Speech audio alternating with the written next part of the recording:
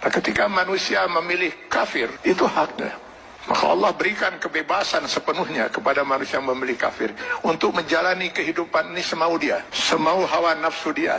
Allah berikan kebebasan sepenuhnya. Silakan baca di dalam Al-Quran atau di dalam hadis Rasulullah SAW. Tidak akan pernah kita temukan satu ayat, satu hadis di mana Allah mengatur kehidupan orang kafir. Orang kafir diberi kebebasan sepenuhnya, mau berbuat apapun di dunia ini. Tinggal dia harus menanggung resiko pilihannya itu di akhirat nanti. Tapi kepada mereka yang memilih beriman, hilang sudah kebebasan ini sepenuhnya. Karena seorang mukmin dia dituntut untuk Islam. Akar katanya adalah aslama, berserah diri. Yang beriman kepada Allah, dia harus menyerahkan dirinya sepenuhnya kepada Allah. Sepenuhnya dia siap untuk diatur hidupnya oleh Allah Subhanahu wa Ta'ala. Tanpa lagi dia mempergunakan akalnya untuk bertanya, mengapa Allah wajibkan saya berbuat ini, kenapa Allah haramkan saya melakukan ini.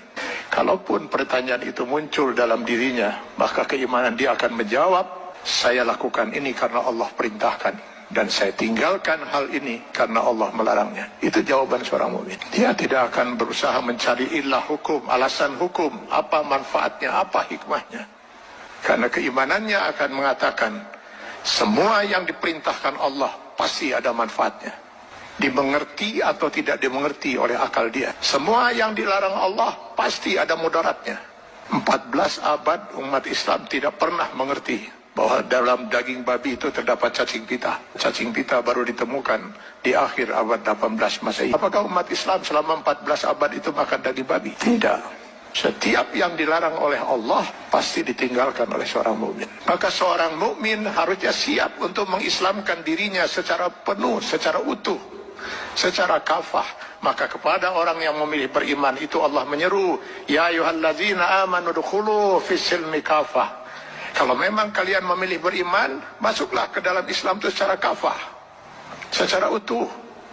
Mengislamkan diri kita setiap detik, baik dalam hubungan hablum minallah maupun hablum minan nas. Itulah sebabnya Allah menurunkan 6.666 ayat Al-Quran, yang sebagian dari ayat Al-Quran ini dijelaskan oleh kurang lebih 5.000 hadis Rasulullah SAW. Kenapa harus Allah turunkan ribuan ayat Al-Quran dan ribuan hadis ini? Karena yang mau diatur hidup seorang mukmin itu bukan hanya sekedar sholat, saum, zakat, haji saja. Seluruh kehidupan dia per detik, Pak. Mulai dari masuk WC, keluar WC, sampai mengatur kehidupan bermasyarakat, bernegara. Ini kalau dia mau milih beriman. Kalau tidak mau diatur hidupnya, jangan milih beriman, milih kafir. Pada orang-orang yang berfaham sekularisme, liberalisme, yang ingin memisahkan agama dari kehidupan, saya sering mengatakan, kenapa repot-repot harus menolak sebagian aturan Allah? Pilih kafir, Anda bebas sebebas-bebasnya. Kalau memilih beriman, sudah hilang kebebasan itu. Dan pilihannya hanya satu di antara dua. Memilih kafir atau memilih beriman. Memilih beriman konsekuensinya kita sudah harus Islam.